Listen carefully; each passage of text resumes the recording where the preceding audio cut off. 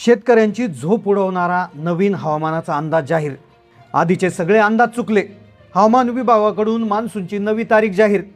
आता या तारखेआधी पेरणी करू नका, कारण मान्सून उलटा फिरलाय।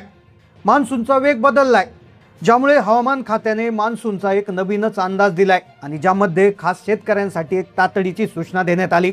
या तारखेआधी पेरणी करू नका, कारण की जुने सगळे अंदाज आता खोटे ठरलेत। काही दिवसांपूर्वी मान्सून अंदमानात दाखल झाला आणि केरळकडे तो वेगाने येतोय, अशा प्रकारच्या चर्चा सुरू होत्या। पण सुपर एल निनोमुळे मान्सूनचा प्रवास थांबलाय आणि ज्यामुळे आधीचे सगळे अंदाज चुकले आहे आणि शेतकऱ्यांची झोप उडवणारी बातमी आता समोर आली। आता सगळ्या पेरण्या फेल होणार। जर या तारखेआधी पेरणी केली तर शेतकऱ्यांना दुबार पेरणी करावी लागणार, ज्यामुळे आधी ज्या ज्या तारखा सांगितल्या होत्या त्या सगळ्या तारखा आता खोट्या निघाल्यात। कारपर्यंत बातमी आली होती मान्सून लवकर येतोय, पण अचानक पॅसिफिक महासागरामध्ये एक विचित्र घटना घडली आणि जिचा फटका संपूर्ण जगाला बसतोय। 2 दिवसापूर्वी तुम्ही पाहिलं असेल की राजस्थानमध्ये एक मोठ्या प्रमाणाचं वादळ आलं होतं, ज्या वादळामध्ये अक्षरशः सूर्य झाकळला गेला होता।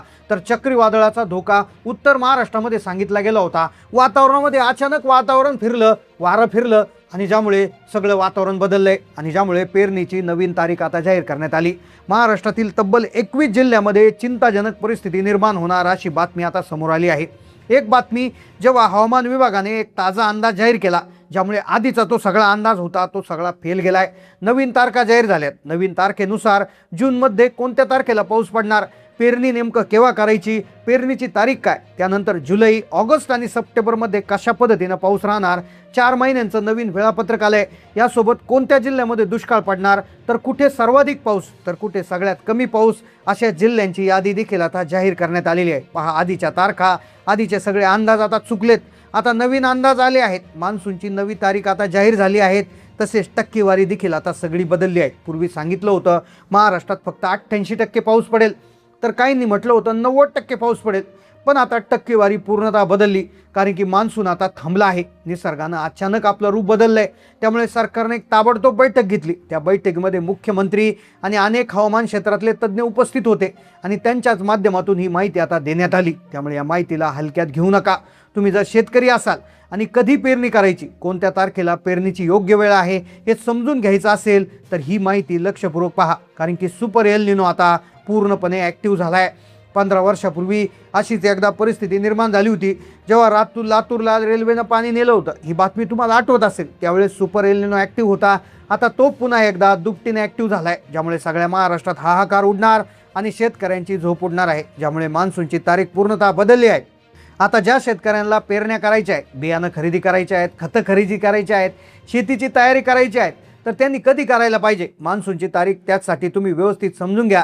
नेमका खरा पाऊस कधीपासून सुरू होतोय, कशा पद्धतीनं पाऊस पडणार आहे, सगळी सविस्तर माहिती तुम्हाला देणार आहे। पहा, हे वर्ष अतिशय धोकादायक आहे। त्यामुळे तुम्हाला जरी माहिती असेल की बऱ्याचशा शेतकऱ्यांना नॉलेज आहे, पण आत्ताची गोष्ट फार वेगळी आहे। पाठीमागच्या गोष्टी वेगळ्या होत्या, यावर्षी सगळं बदललंय। त्यामुळे कोणत्या भागात किती पाऊस पडणार, नवीन मान्सूनची तारीख काय आलेली आहेत, कोणत्या जिल्ह्यामध्ये कशा पद्धतीनं पाऊस पडतोय, अंदमानात पाऊस कधी दाखल होतोय, केरळमध्ये कधी दाखल होतोय, कोकणात कधी होतोय, सर्वदूर पाऊस महाराष्ट्रात कोणत्या तारखेला पडणार, सगळ्या तारखा, सगळी टक्केवारी तुम्हाला नवीन पद्धतीनं सांगतोय।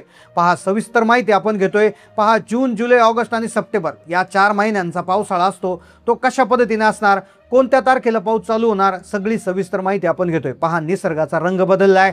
आता तो पूर्णतः विचित्र पद्धतीनं पसरतोय, कारण की पहिला जो अंदाज दिला होता, ज्याच्यामध्ये सांगितलं होतं की 1 ते 2 जूनच्या आसपास महाराष्ट्रात पाऊस दाखल होईल, केरळमध्ये दाखल होईल, पण अक्षरशः त्या तारखा आता सगळ्या खोट्या ठरल्यात, कारण की केरळमध्येच अजून मान्सून दाखल झाला नाही, तर महाराष्ट्राचा तर विषयच नाही आहे। त्यामुळे महाराष्ट्रातल्या शेतकऱ्यांची झोप उडणारी बातमी समोर आली। मग काय आहे, का उशीर होतोय, कोणत्या जिल्ह्यात दुष्काळ पडतोय, कुठे सगळ्यात कमी पाऊस, पेरण्यांची तारीख कशी असेल, शेतकऱ्यांचं खताचं, औषधाचं, बियाणाचं नियोजन कसं करायचं, या संदर्भात हवामान विभागाने काय सूचना दिली, पहा, अतिशय महत्त्वाची अपडेट आपण घेत आहोत। पहा, सरकारच्या माध्यमातून 21 जिल्ह्यांची यादी देण्यात आली। 21 जिल्हे जे संपूर्ण रेड झोनमध्ये आहे, म्हणजे हे असे जिल्हे आहेत की जिथे अतिशय तुरळक किंवा शून्य पाऊस पडू शकतो, जिथे सरकारने आता चारा, छावण्या आणि पाणी पुरवठ्याचं नियोजन करायला सांगितलंय। विचार करा, जर आभाळातून पाऊसच पडला नाही तर धरणं कशी भरणार, आणि धरणं भरली नाही तर चारा कुठून येणार, आणि त्या जनावरांना पाणी कुठून पाजणार. त्यामुळे पुण्याच्या वेधशाळेने एक नकाशा दिला आहे. त्या नकाशामध्ये यंदाचा पावसाळा किती धोकादायक पद्धतीने असणार याची माहिती त्या ठिकाणी दिलेली आहे. एक उलटा परिणाम आता पावसावर होतोय. काही दिवसांपूर्वी दुष्काळाची चर्चा होती. दुष्काळ पडणार, एल निनोचं संकट त्या ठिकाणी येणार असं सांगितलं जात होतं. पण आता असं सांगण्यात आलंय की ऑगस्ट सप्टेंबरमध्ये पावसाचा खंड पडेल. पण झालं असं की सुरुवातीला सांगितलं पाऊस लवकर येतोय, पण आता लवकर नाही तर पाऊस सुरुवातीलाच उशीर करतोय. त्यामुळे जून जुलैचा विषय सोडा, ऑगस्ट सप्टेंबरमध्ये तर अतिशय अवघड होणार. मग नेमकं काय बदल होतोय, कोणत्या तारखा बदलल्यात, शेतकऱ्यांनी नेमकं पेरणी कधी करायची, कधीपासून बियाणे टाकायचे, शेतीची तयारी कशा पद्धतीने करायची, कोणत्या जिल्ह्यात कमी पाऊस, कुठे जास्त पाऊस, सगळी माहिती घेतोय. पहा, सरकारच्या माध्यमातून, वेधशाळेच्या माध्यमातून एक मॉडेल तपासलं गेलंय. या मॉडेलमध्ये समोर आलाय प्रशांत महासागरामधला एक बदल. तो बदल म्हणजे सुपर एल निनोचा आहे, ज्यामुळे ऑस्ट्रेलियात भीषण वनवे पेटू लागलेत. दक्षिण अमेरिकेत पूर आलाय. भारताच्या, महाराष्ट्राच्या नशीब आहे यंदा कोरडं आभाळ आणि उष्णतेचे झाडं आहेत. कारण की जून महिन्यामध्ये उष्णतेचा मोठा धोका सांगण्यात आलाय. सुपर एल निनो दर 15 वर्षांनी येतो. तो मागे आला होता, आता 2026ला आलाय आणि ज्यामुळे सगळं वातावरण बदलतंय. पुणे वेधशाळेने दिलेल्या माहितीनुसार येणाऱ्या काही दिवसात प्रचंड तापमान वाढणार आहे. संपूर्ण जून महिन्यामध्ये उष्णतेची लाट कमी होणार नाही तर उलटी वाढणार आहे. 47 अंशापर्यंत तापमान जाऊ शकतं, ज्यामुळे विदर्भातले ब्रह्मपुरी, चंद्रपूर, अकोल्यामध्ये तापमान वाढेल. या मॉडेलचा अभ्यास केला तर असं सांगितलं गेलं की जून, जुलै, ऑगस्ट आणि सप्टेंबर या महिन्यामध्ये परिस्थिती राहणार. कुठे कुठे पाऊस पडणार, पेरण्या कधी करायच्या या संदर्भातली माहिती आपण घेतोय. आता ही जी माहिती आहे ती हवामान विभागाच्या माध्यमातून आलेली आहे, त्यामुळे या माहितीला हलक्यात घेऊ नका. पहा, 7 मॉडेलचा अभ्यास केला आहे. त्या 7 पैकी जे 7वं मॉडेल आहे ते महाराष्ट्रासाठी खूप खास आहे, कारण की याच्यात खास महाराष्ट्रासाठी माहिती दिलेली आहे. 7व्या मॉडेलमध्ये असं स्पष्ट दिसलंय की मान्सूनच्या सुरुवातीला म्हणजे जून महिन्यात कदाचित थोडाफार पाऊस पडेल, पण जुलै, ऑगस्ट आणि सप्टेंबर या मुख्य महिन्यांमध्ये परिस्थिती खूप बिकट आणि गंभीर होऊ शकते. जुलै, ऑगस्ट आणि सप्टेंबर महाराष्ट्रातल्या या 36 पैकी 36 जिल्ह्यासाठी खूप अवघड होणार आहे, कारण की जो सर्वदूर पाऊस असतो किंवा जो मोसमी पाऊस असतो तो सलग पडणार नाही. केवळ तुरळक आणि ठिकाणी मध्यम ते जोरदार पाऊस पडेल, पण धुवाधार म्हणजे जो पाण्याची ओल खाली घेऊन जाईल असा पाऊस पडणं अतिशय कमी शक्यता वाटते. मग पेरण्या वाया जाणार का? मग कधी पेरण्या करायच्या? तर यासाठी शेतकऱ्यांसाठी एक महत्त्वाची विनंती करण्यात आली.